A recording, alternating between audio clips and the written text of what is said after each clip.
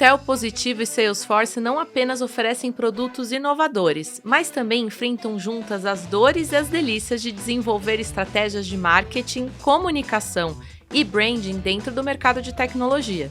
Um setor que a cada semestre, ou até mesmo a cada trimestre, traz muitas novidades. Nessa temporada do The Briefcast especial inovação e em parceria com o Innovation Hub, juntamos líderes de marketing de grandes empresas para hablar e hablar num papo descontraído e necessário.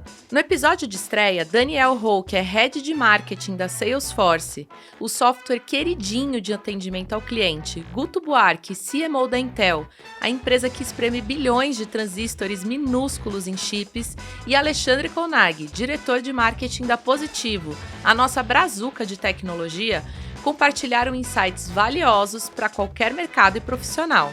E para fechar essa mesa, eu, Stephanie Kohn, editora do The Brief, e Igor Lopes, fundador do Innovation Hub, damos a cara e a coragem fazendo esse povo falar o que deve e o que não deve. Aumenta o som, deixa o like e aciona o sininho para ficar atualizado.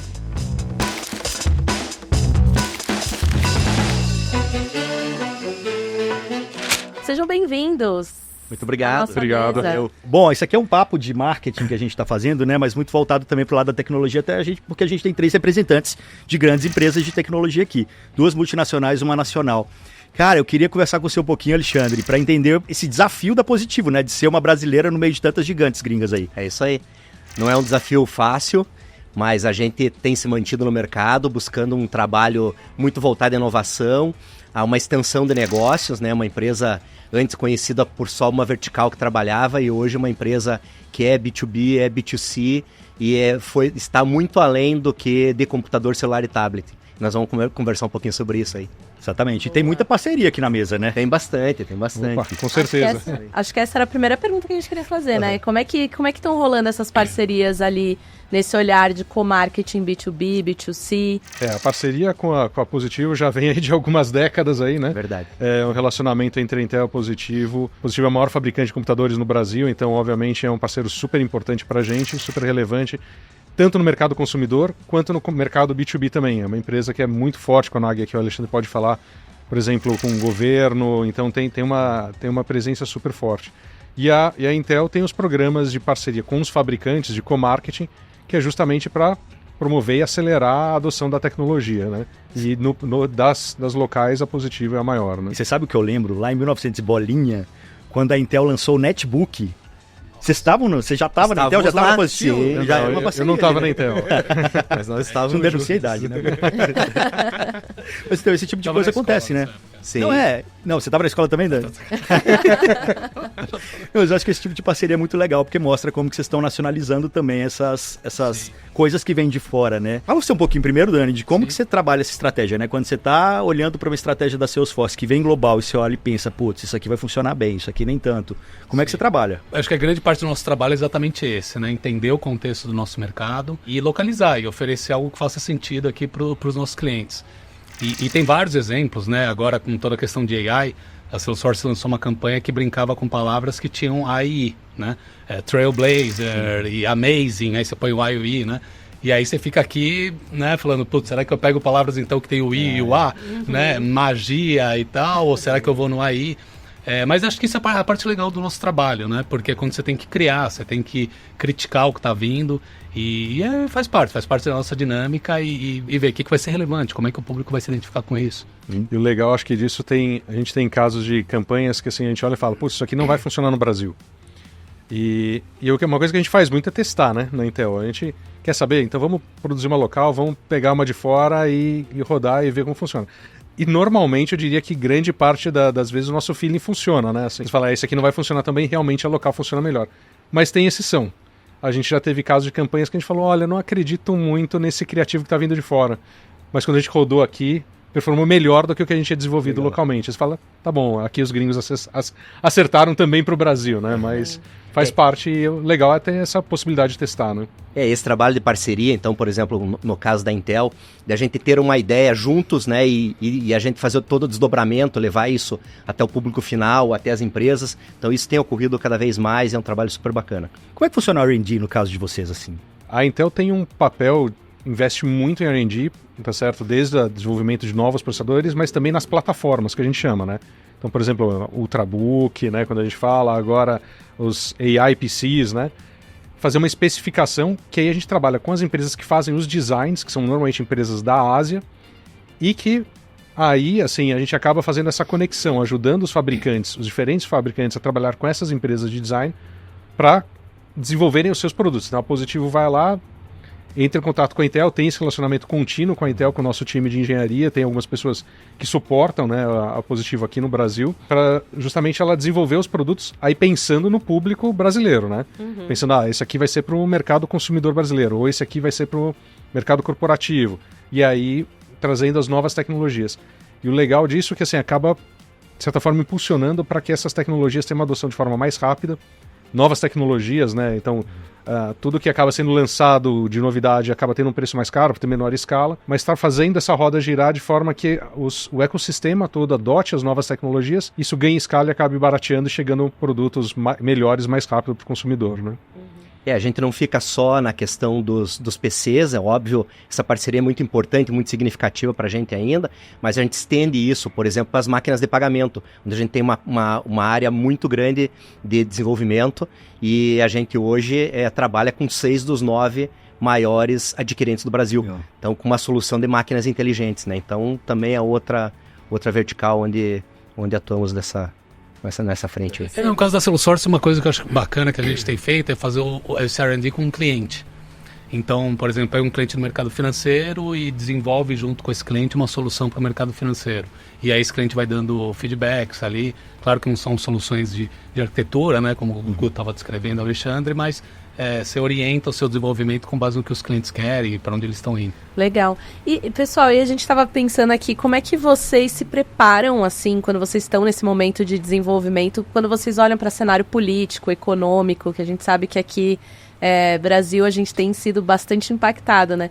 Como é que é, assim, ali dentro para vocês entenderem o planejamento, já levando em consideração essas coisas que podem acontecer no mercado? Principalmente quando é planejamento de longo prazo, né? Exato. Eu diria que é sempre um desafio, mas também não é um desafio só nosso, né? Assim, isso também acaba acontecendo no ambiente de tecnologia que é extremamente dinâmico.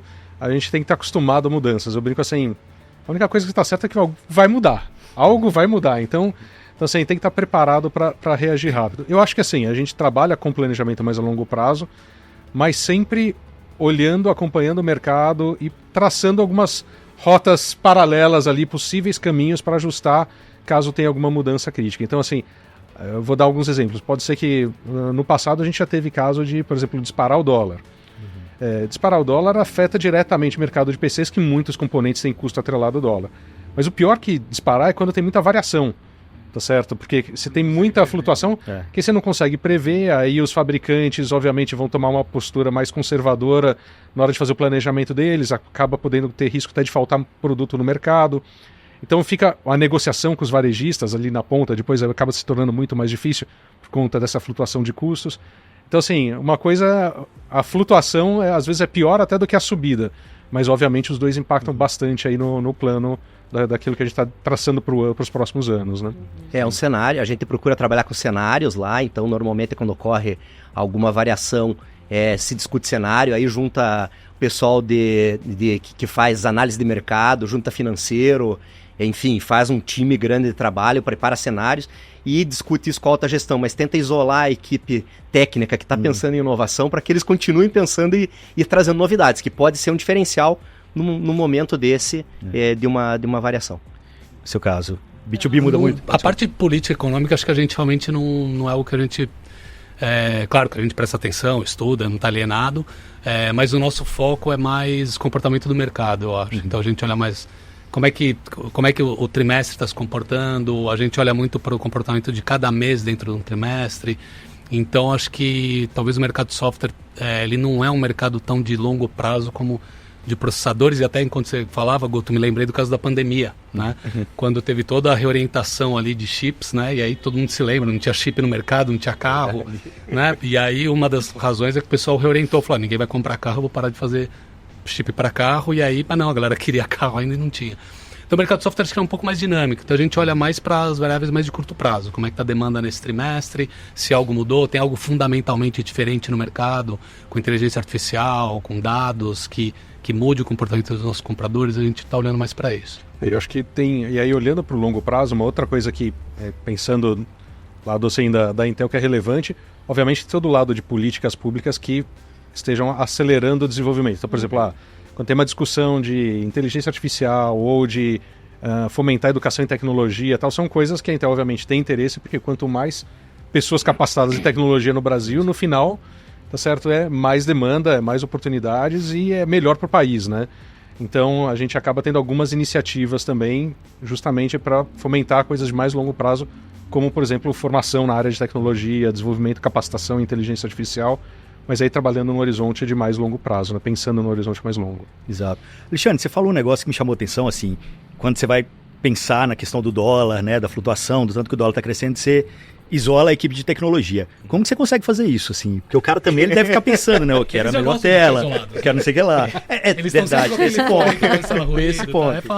Eles gostam muito. Na verdade é a forma de dizer, né? Não, tá claro, todo mundo claro. lá integrado, mas enfim, é tentar fazer com que eles pensem efetivamente no que a gente colocou como objetivo de desenvolvimento ou de uma nova frente, né? Guto falou da questão dos às vezes, de algum projeto ligado ao governo, então instituições públicas são cliente nosso, a gente trabalha com isso desde a fundação da companhia, os projetos especiais, né? Então, assim, olhou um projeto especial até diferenciado, a gente está ali pensando e trabalhando no desenvolvimento para ter uma solução e ser competitivo naquela frente.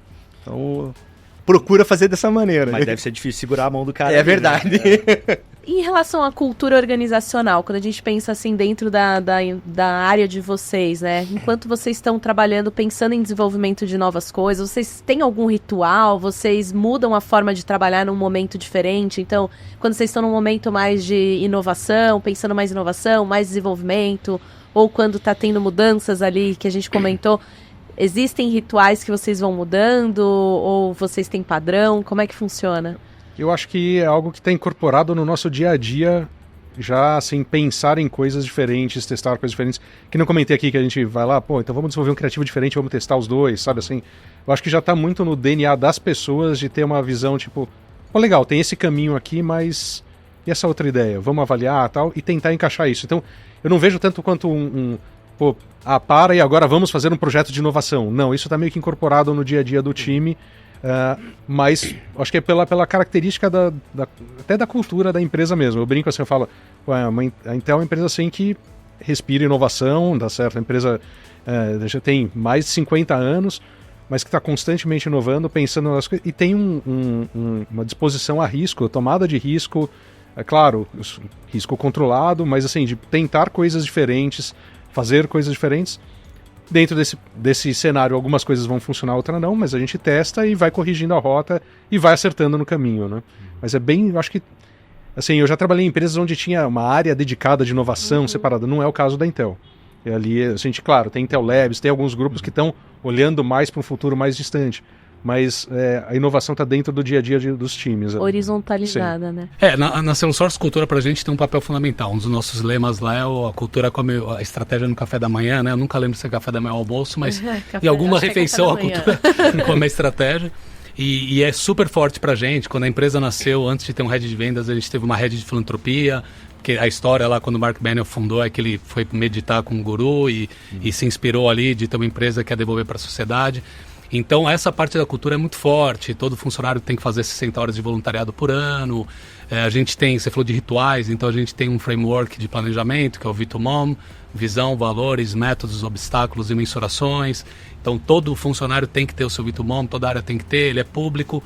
Então, se eu trabalho com o Igor, eu posso consultar o dele e falar, deixa eu ver qual que é o plano do Igor para esse ano. Qual que é a visão dele, quais são os valores dele, que tipo de estratégias ele vai usar. Então isso pra gente é bem importante e acho que pensando no meu caso pessoal, quando eu fui para a Salesforce eu fui pela inovação, né? Eu quero trabalhar com nuvem, o futuro do mundo é cloud computing, isso vai ser super legal, mas a razão que eu fiquei foi a cultura. Então a cultura é o que segura o pessoal lá, que se identifica, que gosta desse ambiente de ruptura, de disrupção, de meio que obsessão com fazer diferente. Então... Não, já que você falou desse ponto antes de passar para o Alexandre, Isso deve ser muito legal para o líder, né? Você saber qual que é o planejamento daquele seu liderado a curto, médio e longo prazo. Você consegue direcionar um pouquinho. Como que vocês trabalham isso? Sim, a gente faz parte, quando eu sento, por exemplo, com o meu time, a gente revisa isso, então é uma revisão mensal que você faz. Mas o que eu acho mais legal no começo do ano fiscal, a empresa lança o Vitomon dela. Tá. Então o Mark Benioff vai lá e fala, isso é o que a gente quer fazer para esse ano. E aí ele joga aquilo no Slack e aí 70 mil pessoas hackeiam aquilo. Eu não concordo com isso, você não está falando de diversidade, você não está falando de inclusão, você não está falando de internacionalização, você só está com uma mente Estados Unidos. Ainda dão um pitaco no negócio do chefe. Dão pitaco. Fica uma thread ali com 15 mil comentários. E ele pede isso, ele fala, vai lá. E aí tem o time dele, né, os Chief of Staffs lá, que ficam revisando, pegando aqueles comentários e incorporando. E outra coisa legal, quando você tem desalinhamentos, né, a gente é de marketing, sempre dá pau com quem? Com vendas, né? Marketing gerou pouco lead, né? E aí eu lembro que uma vez eu estava numa dessas discussões, né, com um colega meu, e aí eu fui ver o Vitomon dele. Eu falei, cara, por que a gente está tão desalinhado? E aí estava claro, eu era medido por gerar lead e conversão, ele era medido por volume de vendas, de pipeline. Então ele não estava nem aí para lead e conversão. Ele falou assim, cara, meu negócio é grana. Né? Então isso é bacana porque você pega esse tipo de desalinhamento na organização. E no seu caso, Ale? Bom, olhando o marketing, e quando a gente fala inovação dentro do marketing, às vezes a gente cria uma ideia, né, ou tem uma ideia de inovação e ela começa, por exemplo, no nosso caso, a gente tem 9 marcas e tem vários negócios. Então, às vezes, uma ideia começa numa marca, num negócio, e ela termina em outro, porque ela acaba tendo mais fit. Então, no desdobrar, no discutir com a equipe, a gente acaba levando para outro lugar. Então, tem um processo nosso lá de chaveamento, assim, porque são públicos diferentes, são maturidades diferentes de marca, negócios diferentes. Então, às vezes, a gente começa uma ideia num lugar e termina no outro, e ele tem uma aplicação totalmente perfeita no outro. Não, mas nesse caso, que bom que se faz a conversa, né? Porque de repente, às vezes, você está até procurando coisa Sim, é verdade. E descarta uma ideia bacana, né? Então... Morreria uma ideia, né? Ô, Danilo, você falou um tema aqui que me interessa muito, e no The Briefcast a gente fala bastante disso, que é de diversidade, inclusão, ESG, né? Sim. E eu queria muito saber, vocês estão ali à frente do marketing, que obviamente é passar essa mensagem do que a empresa está fazendo quando a gente fala dessas 3 siglas mágicas aí.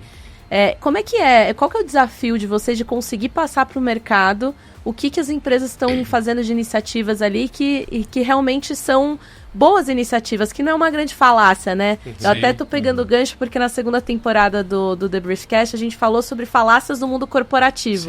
E tinha muito ESG, né? Muita coisa que a gente vê que na prática não acontece nada. Então como é que vocês conseguem passar essa mensagem e que realmente não... Vocês mostrem o que é real, o que a empresa está praticando, sabe? Acho que no nosso caso, o que a gente tenta, pelo menos, é autenticidade e humildade. Então, assim, eu falei meio que brincando, mas é verdade. Antes de ter um head de vendas, a Salesforce teve uma head de filantropia, porque foi ali que a empresa nasceu. A gente criou um modelo, que é o modelo 1-1, onde você doa 1% do tempo, 1% dos produtos, 1% dos recursos para o mercado.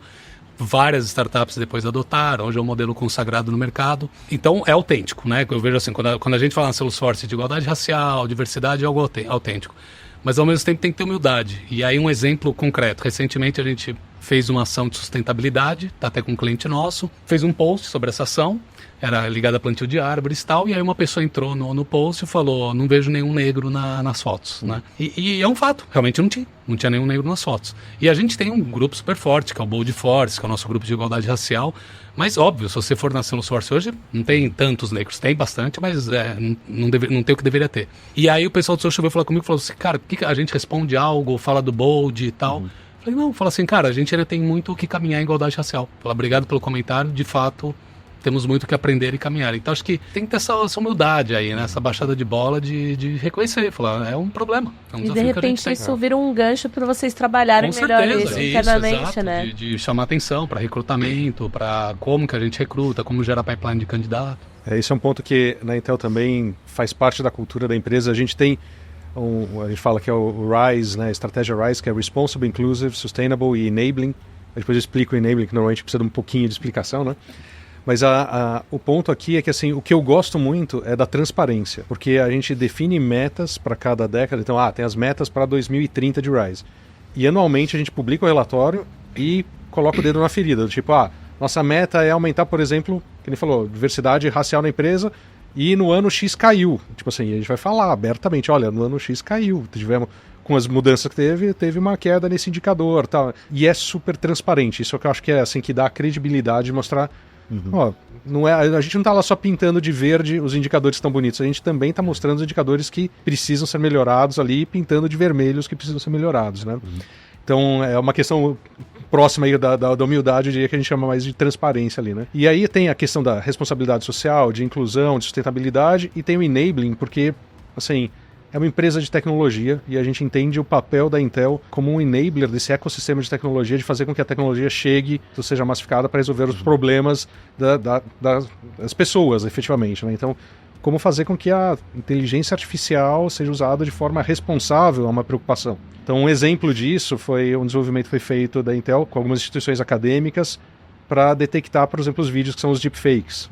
Certo? Então, é o uso da inteligência artificial que, infelizmente, pode ser usada para um caso ruim, tá certo? Mas a gente usar essa tecnologia também para identificar quando esse vídeo é um deepfake e tal, né? Então, acho que, assim, a questão para mim faz parte da cultura. A gente identifica, através desses indicadores, os pontos. Então, por exemplo, a gente tem algumas iniciativas específicas para trazer mais diversidade no nosso processo de recrutamento. Então, desde pensar, abrir uma vaga no Brasil, será que a gente precisa ter um requisito de idioma, por exemplo, de fluência no inglês para determinada vaga? Porque só isso já exclui muita gente. Sim. E aí a gente, não, pera lá, então vamos colocar mais baixo e vamos oferecer treinamento para quem entrar nessa vaga e não tiver o nível de inglês que a gente acha que precisa. Então, da gente desenvolver pessoas exatamente, também, né? Olhar, criticar os nossos processos, melhorar até onde a gente recruta, os processos que a gente usa de recrutamento, por exemplo, para trazer mais diversidade, e ir corrigindo isso e medindo, e ano a ano, indo lá falando, funcionou, beleza, não funcionou, ponto de atenção para a gente melhorar. Um dado, líderes aqui para América Latina, todas mulheres, né? Olha, a Gisele, que é a líder da América Latina, no Brasil, no marketing também, né? Tanto Américas quanto América Latina. Carolyn e tal. Não, e o disclaimer era para ter mais mulheres aqui, tá, pessoal? Verdade, é porque as duas, infelizmente, cancelaram em cima da hora. Mas assim, não é culpa nossa da Me deixaram solo, Eu tô representando aqui, meninas. Ilana, bom, o nosso processo formal de ESG, ele foi construído no ano passado. E quando a gente trouxe uma consultoria para nos apoiar na construção desse processo, a gente começou a contar tudo que a gente fazia. A gente falou, a gente não trabalha nas frentes de ESG. Daí eles falaram assim, vocês têm certeza com tudo isso que vocês contaram? Vocês têm sim, vocês só não têm o processo formalizado. Então foi feita uma construção e agora o marketing participa no pilar de comunicação, né? Mas isso vem desde sempre. Assim, a empresa faz um social, por exemplo, muito de coração. Então, durante a pandemia, esteve envolvido na questão da construção de respiradores, algo muito importante. Deslocamos um time para poder trabalhar virado, né, porque tinha que trabalhar contra o horário nosso para poder fazer o desenvolvimento. Agora, na questão do Rio Grande do Sul, deslocamos técnicos e levaram materiais para fazer apoio a colocar as escolas em funcionamento novamente. Então, a gente procura, de alguma maneira, apoiar, principalmente no que tem a ver com o core da companhia, né? Então, tentar fazer esse apoio. Então foi o aprendizado que a gente teve quando a consultoria chegou na conclusão de todo o processo. Né, as coisas. Isso aí. Eu queria puxar um último tema que o Dani falou ali também, que é essa coisa de marketing e vendas, se verem como inimigos aí no mercado. Estamos na amiguinho. Não, tá todo mundo amiguinho, exatamente, a ideia é que seja. Né? Mas como que vocês trabalham isso? Assim, não só o marketing e vendas, mas também dentro da comunicação, trabalhar uma comunicação 360, né? Porque não é só imprensa, não é só, ação de redes sociais, tem que integrar tudo. Como que vocês conseguem fazer isso? Assim, ou como que é organizado o time de vocês para que vocês consigam realmente falar a mesma língua, sabe? Dar o mesmo tom de voz ali para a marca. Legal. Vamos começar pelo Guto? Bora. Olha, eu acho que assim, falando com relação à integração, na Intel aqui a gente tem um time pequeno no Brasil que acaba facilitando, né? A gente tem uma estrutura enxuta no país que acaba facilitando bastante a integração entre as pessoas. Mas eu acho que a gente tem um pouco de integração by design ali, né? Assim, da forma como a gente trabalha. Então, por exemplo, apesar do time de comunicação, de PR ser separado do meu time, a gente trabalha constantemente juntos. Então a gente desenvolve os planos a quatro mãos, a gente vai pensar no evento, a gente vai pensar, faz sentido para a imprensa, faz sentido para clientes. É o tempo todo trabalhando em conjunto para maximizar os resultados. E da mesma forma com vendas, tá? Então acho que aqui a gente tem dois pontos de integração, acho que tanto no headquarter quanto na região, onde a gente está capturando os feedbacks ali do time de venda, vendo o que a gente está acertando, vendo o que a gente está errando e desenvolvendo as soluções em conjunto, os nossos planos em conjunto para essa atuação. Mas eu diria que é bem assim, bem no coração da empresa, bem no dia a dia mesmo que a gente tem essa integração. E, assim, às vezes vai ter ruído, mas o melhor de tudo, eu acho que é quando tem ruído, é você, assim, ter a discussão aberta, porque no fundo, as diferentes áreas, quando tem um ruído, no fundo elas estão conflitando, mas elas querem chegar no mesmo lugar, né? Sim. Então aí eu acho que é aquela questão de... E a gente tem uma cultura do constructive confrontation na Intel, assim, de... Gente, fala o que tá errado, o que tá incomodando, tá certo? Bota o problema na mesa, mas vamos convergir para algo que a gente entenda que é o certo. E às vezes tem o disagreeing committee. Às vezes eu falo, tá bom, não acho que é, mas vamos testar do seu jeito e conta comigo que eu vou ajudar a executar. E depois a gente mede o resultado e vê se era a melhor forma ou não. Eu não sei se vocês estão acompanhando a discussão que está rolando no LinkedIn atualmente agora de assessoria de imprensa com jornalistas. Não. Que é bem isso que você está falando, assim, de como que finalmente a discussão foi parar, a terapia começou a acontecer. Sabe? Porque tinham uns incomodados do lado de cá, os outros incomodados do lado de lá, e de repente a coisa começou a ser falada. E Resolveu é aí que a gente encontra os pontos em comum, levanta os problemas e resolve. Terapia em rede social. Terapia em rede social, tá vendo? É uma nova forma de terapia. Parabéns a todos os envolvidos. E no seu caso, assim, como que você integrava? A Salesforce é uma empresa super orientada a vendas e marketing, né? O Mark Benioff começou a carreira o produto, né, já diz. Sim, verdade. E o Mark começou a carreira dele como vendedor de 0800, né? Então, ele é um cara que começou em vendas ali, fazendo outbound, recebendo inbound. Depois ele foi para marketing, ele foi CMO. Então, é um cara que fica navegando no site, tira print screen e manda pro pessoal corrigir coisa. Então temos uma cultura fortíssima de vendas, de marketing, de resultado, de alinhamento, e dali nascem as diferenças, né? Como o Guto comentou, né? O feedback honesto, direto, 360, o confronto saudável. Acho que no nosso caso a gente usa muito o Vitomom, que eu comentei antes. Então, como é que eu garanto, né, que você quer gerar lead, mas o meu resultado final é número, então não me adianta que você gera lead se não tem conversão. Então dali acho que a gente tira coisas que estão desalinhadas, e dentro do marketing temos, acho que a sorte talvez de que o nosso marketing na região ele é todo integrado. Então PR, digital, geração de leads, eventos, campanhas, é todo mundo integrado, e aí a gente tem reuniões de cadência, daily meetings ali, para todo mundo dar atualizações e verificar status. Então realmente tem uma sorte de ter um time bem integrado na região. Legal, e na Positivo? No B2C a gente tem o pessoal de trade, que é a principal conexão. O pessoal de trade, eu tenho um par, de cada comercial tem um par. Então hoje eles fazem visitas em cliente, discutem plano, discutem um novo pacote, normalmente conectados, a minha equipe direto com o comercial lá. Isso no B2C. No B2B, por exemplo, dentro do corporativo, o comunicação e marketing do B2B está dentro do comercial. E ele tem o contato técnico com a gente, mas ele está totalmente voltado ao negócio. E agora expandimos a equipe. Nessa semana entrou uma pessoa voltado também ao B2B, mas a instituições públicas. Então, para a gente ter também uma conexão com esse outro negócio. Ou seja, os VPs de negócio hoje a minha equipe está totalmente conectada a eles e totalmente integrada a negócio. Participando, inclusive, por exemplo, no B2C, de reunião da SNOP. Olha, participam de tudo, então eles estão totalmente conectados. Vamos pro produto. Vamos pro produto. Eu tô com medo de não dar tempo da gente falar de produto. Eu queria saber já logo de você, Ale, já que você tava falando, como que é ser a brasileirona aqui do rolê, né? E a gente falou muito aqui no começo das coisas que vêm de fora, como adaptar para cá, e no fim você já tá falando com o público brasileiro. Sim. E de repente fazendo parcerias até com empresas gringas, né? Talvez você dê insights ali pra galera sobre o público brasileiro. Mas como que é ser a brasileirona aqui no meio dos gringos e dos parceiros gringos, né? Eu acho que o grande diferencial nosso é o trabalho de pesquisa com o consumidor.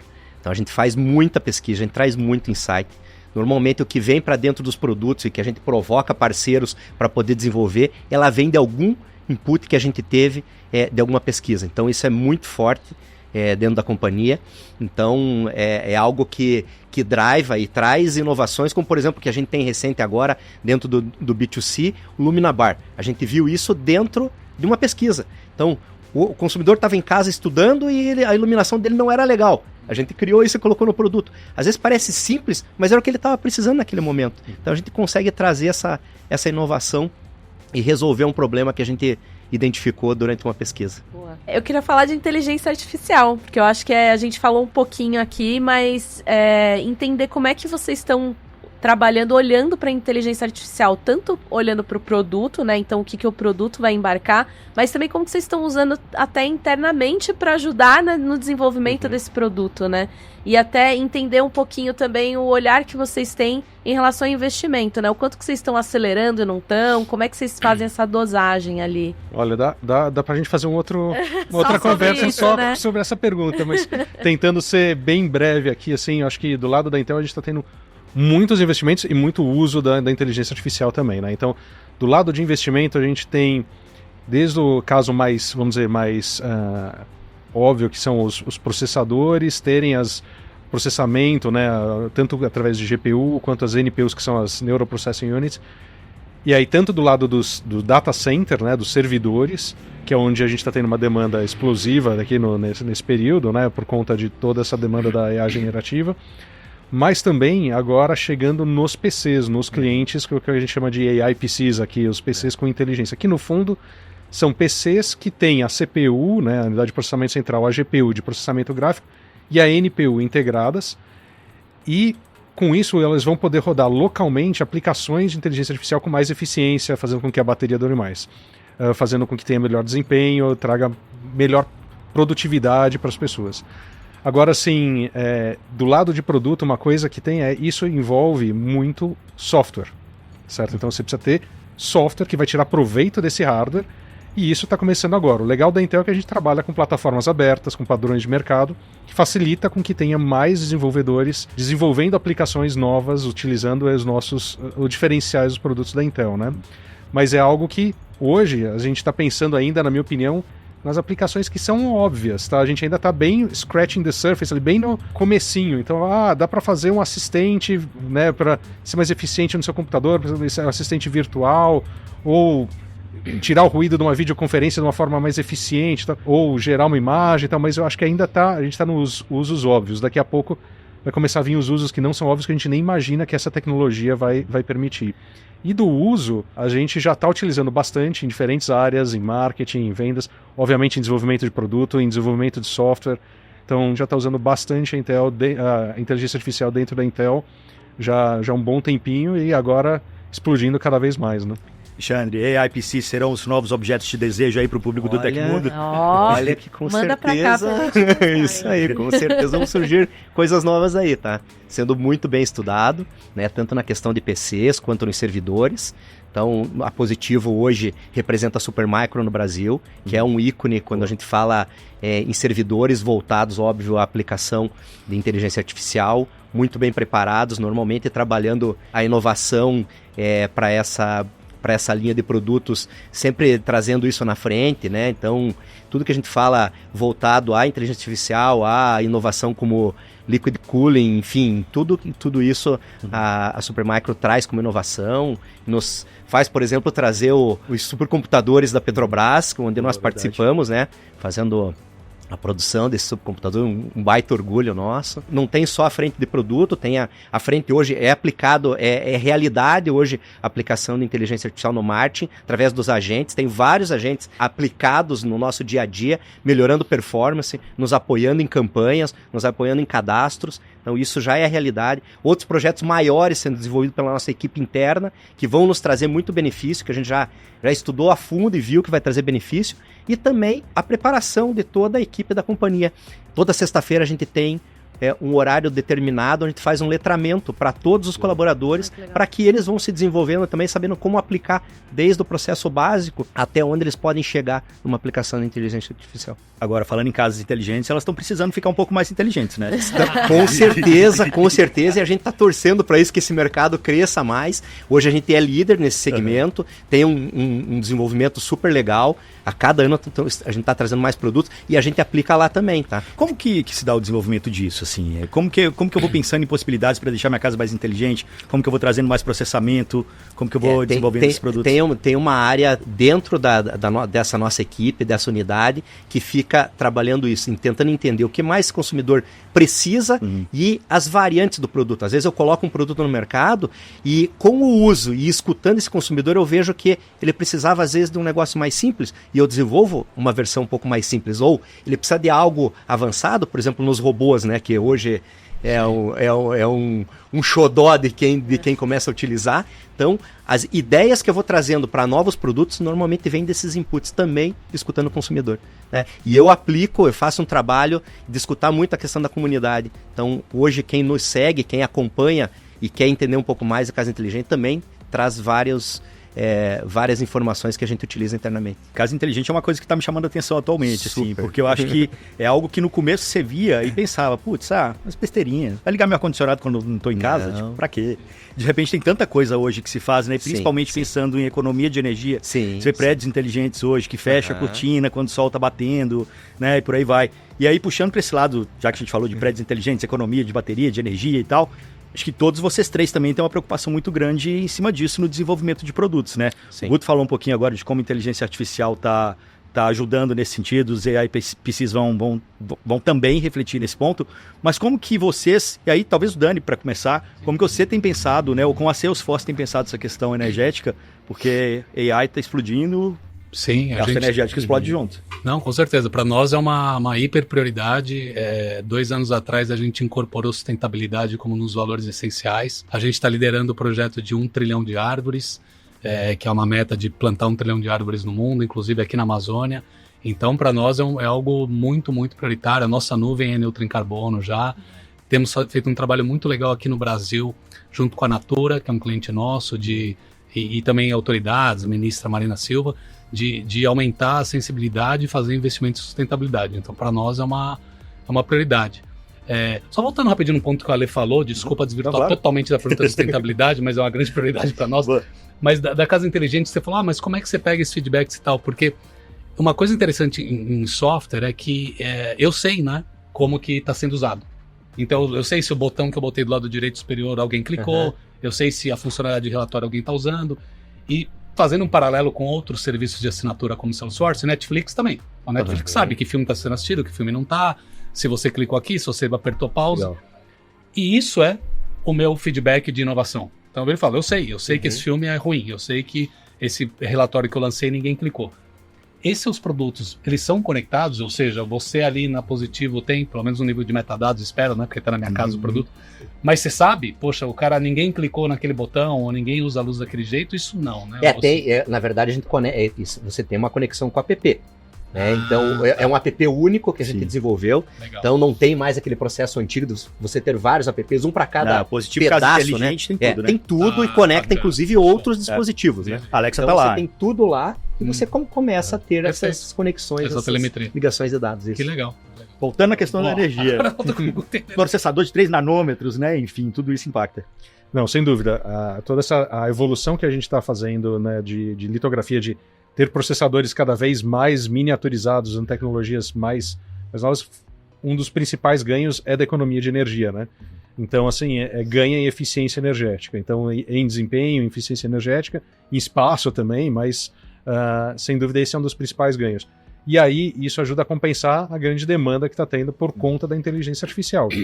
É uma das preocupações, né? Hoje, a demanda de energia nos data centers por conta das aplicações de inteligência artificial é muito grande, e aí é constante a briga para estar desenvolvendo novas formas de produzir os processadores de forma mais eficiente para gastar menos energia.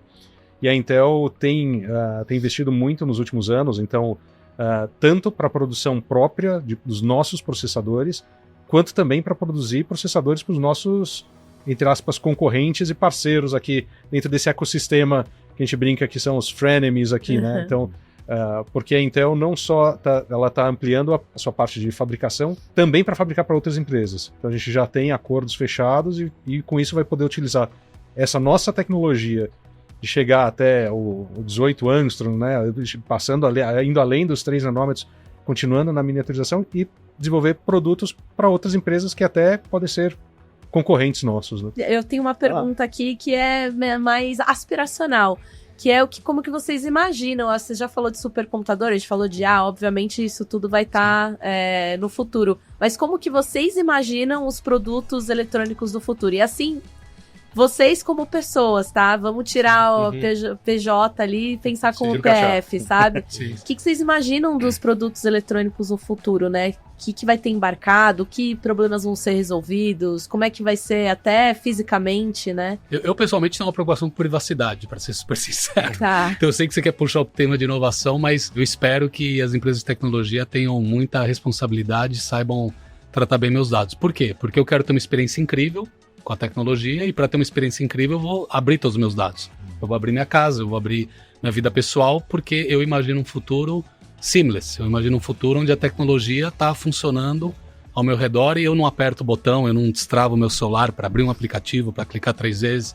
Então eu penso num mundo onde eu vou pensando e falando e as coisas vão acontecendo, né? Então acho que é isso, mas garantindo a minha privacidade, garantindo que meus dados estão seguros, que eu faço o que eu quiser com eles. Legal. Eu fico imaginando o que vai ser os novos dispositivos, tá? Eu fico tentando a minha curiosidade aí vai muito nisso, porque assim, eu lembro na época que eu estava na faculdade, um pouquinho, bom tempo atrás, e a internet era só a rede acadêmica na época, né? E aí a gente estava discutindo ali com algumas pessoas um seminário de uso comercial da internet e um gringo veio e falou, não, porque um dia vai ser possível pedir pizza através da internet. E as pessoas falaram, mas isso não faz o menor sentido, eu ligo na minha pizzaria, o cara identifica um número, já sabe quem eu sou, já manda o sabor que eu gosto. Imagina que eu vou ligar o computador. Tecnológico. Mas por quê? Porque a pessoa Ele sabe que eu sou. Não, e a pessoa estava pensando o quê? Estava pensando no computador daquele, né, de 1990 e alguma coisa, que levava 3 minutos para ligar, que a conexão com a internet era um dial-up, que levava mais 3 minutos para conectar, tal, que realmente não fazia o menor sentido alguém usar aquilo para pedir uma pizza. Mas a pessoa não imaginava que ia ter um smartphone que você aperta um botão lá, salvou meu pedido, né, já cobra e já chega em casa. Então eu fico imaginando qual vai ser o futuro, porque eu acho que assim, hoje a gente olha muito, é o smartphone, será que vai ser o relógio? Eu não sei o que vai ser, mas eu acho que a gente vai ter uma revolução no dispositivo ou nos dispositivos que vão estar presentes em tudo quanto é coisa que a gente interage de uma forma mais integrada. Em vez de ter um smartphone, a gente vai ter o espelho que é inteligente, é o sofá, sei lá eu, né, assim. Mas vai estar de forma transparente com a gente. Né? Mas sabe o que eu queria? Eu queria ser um dia na vida o Pat Gelsinger, ou um dia na vida o Tim Cook, um dia na vida o Mark Benioff, por exemplo, para poder brincar com essas coisas todas que estão no R&D. Há quanto tempo um Tim Cook já não viu o Vision Pro? Há quanto tempo ele não está brincando com um negócio desse, sabe? E qual o Vision Pro que ele não está brincando hoje, pensando no desenvolvimento? Eu queria ser esse cara por um dia. E aí, o Peter Schwartz, né? Que também, é futurista. Pode ser. Imagina ter essa legal. profissão, né? Ah, ele web, legal também. Boa. Eu imagino uma computação espacial no dia a dia mesmo, com tudo muito conectado, né? O ecossistema de verdade. Como o Guto falou, né? Você tá em casa, já tá vendo o espelho, tá conectado, você sai e as coisas muito naturais, né? Sem muita necessidade de plugar ou de entender isso aqui vai até aqui ou vai até esse outro pedaço e eu preciso de um outro dispositivo. Você não entra e sai. Não, é uma coisa única que vai acontecendo. Né? Pessoal, para fechar, porque a gente está chegando no limite do nosso tempo aqui, eu queria, assim, negócios são relacionamentos no final das contas, né? A gente está aqui se relacionando, conversando, batendo papo, ficando cada vez mais próximos. E eu queria aproveitar esse gancho, para poder pedir para cada um de vocês indicarem uma pessoa do mercado que vocês conhecem, que vocês admiram, para participar da próxima edição do podcast. Quem vai? Legal. Vamos lá, Guto. Quem que você indicaria aí da sua rede de relacionamentos, que é legal? Eu pensei na Mariana Lemos, da IBM. Pô, ela já tá convidada. Então eu tenho que pensar outra, vamos lá. Me ocorreu aqui a professora Alessandra Montini, do LabData, da FIA. Não conheço, por que você acha que... Ela, cara, é uma pessoa que trabalha com... A gente tá falando agora de inteligência artificial, legal. Ela trabalha com isso há mais de 30 anos. Legal. Ela é uma das fundadoras do LabData, que é o laboratório de dados da FIA. E é uma pessoa incrível, que tem essa visão de dados, inteligência artificial, modelagem, estatística. Pode ser uma pessoa interessante aí. Legal. Nota aí, produção. Legal. Vou lá ler. Eu pensei, já que eu tô com o Guto aqui, eu pensei num outro grande parceiro nosso, a Microsoft, fazer o Everton Kalimann. E acho que seria uma pessoa legal para conversar. Muito bom, porque desde que a Lula Cerotti saiu de lá, a gente estava atrás de mais alguém para ser nosso parceiro na Microsoft. Tá anotado o nome também. Fechamos? Muito obrigada, pessoal, pelo tempo de vocês. Foi ótimo. Igor, você quer dar seus recados finais aí, onde a gente te encontra? Recados finais é acompanhar sempre o Debrief, né? @TheBriefOficial. @TheBriefOficial, todos os canais, em todas as redes sociais, enfim, é só entrar lá. E aqui também a parceria com a @Innovation Hub Show. Também estamos em todas as plataformas, também estamos fazendo uma super parceria aqui com a NZN para poder tocar esse projeto.